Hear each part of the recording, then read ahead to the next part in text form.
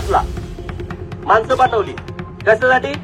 गोपीचंद पडळकरनं कुठल्या व्यापाऱ्याकडून वर्गणी घेतली का, यामधला एखादा व्यापारी घ्या आणि त्याच्यावरती खंडणीचा गुन्हा दाखल करा. अरे जयंत पाटला, तुझ्यासारखा गोपीचंद पडळकरची नाही, माझ्यात ती धमक आहे कार्यक्रम करायची.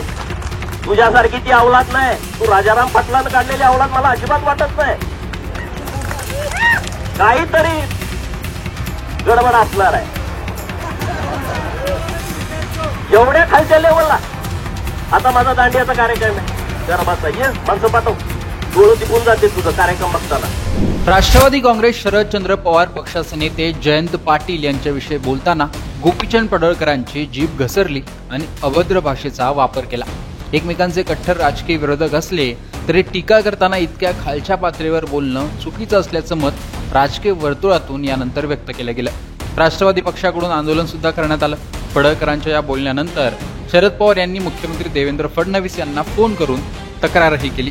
फडणवीसांनी देखील यावर नाराजी व्यक्त केली. मात्र याविषयी पडळकरांना विचारलं असता ते आपल्या बोलण्यावर ठाम आहेत असंच ते म्हणाले. त्यानंतर फडणवीसांनी पडळकरांना फोन केला आणि त्यानंतर मात्र पडळकर गार झाले आणि त्यांची भाषा बदलली.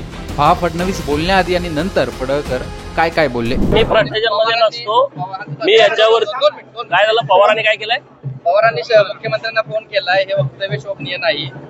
पवारांनी माननीय देवाभाऊंच्या मातोश्रींच्या वरती जेव्हा खालच्या लेवलला जाऊन टीका केली तेव्हा फोन केलता का? मी तर काय मीडियामध्ये बघितलं नाही. नंतर देशाचे पंतप्रधान जागतिक नेते माननीय नरेंद्र मोदी साहेबांच्या मातोश्रीवरती AI च्या माध्यमातून एक चुकीचा व्हिडिओ तयार केला तेव्हा पवारांनी माननीय मोदी साहेबांना फोन करून निषेध वगैरे व्यक्त केला का?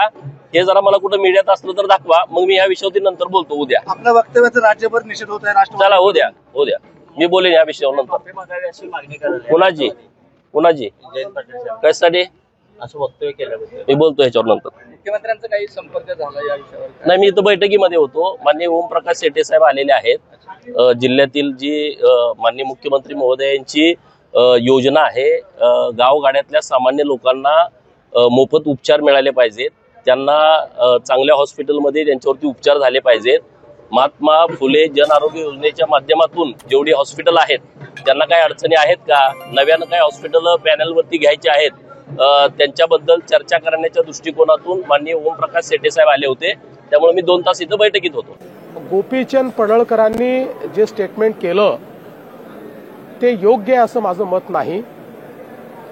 कोणाच्याही वडिलांबद्दल किंवा परिवाराबद्दल स्टेटमेंट करणं हे योग्य नाही आहे. या संदर्भात गोपीचंद पडळकर यांच्याशी मी बोललेलो आहे, त्यांनाही मी सांगितलेलं आहे आणि मला शरद पवारांचा फोन आला होता, तेही या संदर्भात माझ्याशी बोलले. मी त्यांनाही सांगितलं की अशा प्रकारचं जे स्टेटमेंट आहे त्याचं आम्ही कधीच समर्थन करणार नाही.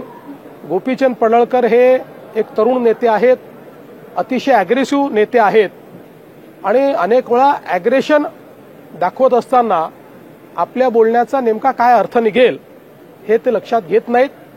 आणि म्हणून मी त्यांना हे सांगितलेलं आहे की हे लक्षात घेऊनच आपण ॲग्रेशन ठेवलं पाहिजे. तुम्हाला भविष्यात चांगला नेता म्हणून मोठी संधी आहे, त्याच्यामुळे तुम्ही आपण बोलत असताना त्याचे काय अर्थ निघतील अशा प्रकारचा विचार केला पाहिजे, हा सल्ला मी त्यांना दिलाय.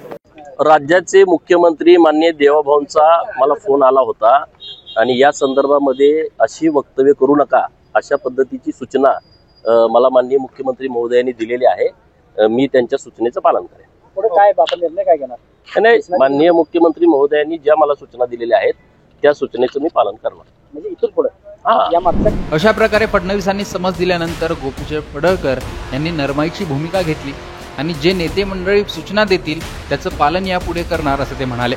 पडळकर हे नेहमीच पवारांवर टोकाची टीका करतात. मात्र यावेळी त्यांनी जयंत पाटील यांच्या वडिलांचं नाव घेऊन केलेल्या वक्तव्याची सर्व स्तरातून नाराजी आणि निषेध व्यक्त केला जातो. आता हा वाद इथे संपतो का की पुढेही वाढतो ते पाहणं महत्त्वाचं असणार आहे. आणि वादग्रस्त वक्तव्यासाठी प्रसिद्ध असलेले पडळकर यापुढे पक्षाच्या सूचनांचं पालन करतात का ते पाहणं देखील महत्त्वाचं असणार आहे. आणि एकूणच ज्या घडामोडी घडल्यात, पडळकरांचं वक्तव्य आणि फडणवीसांनी दिलेली समज याविषयी तुमचं मत कमेंट बॉक्समध्ये सांगा. लोकमतचं YouTube चॅनल सबस्क्राईब केलं नसेल तर आठवणीने सबस्क्राईब देखील करा.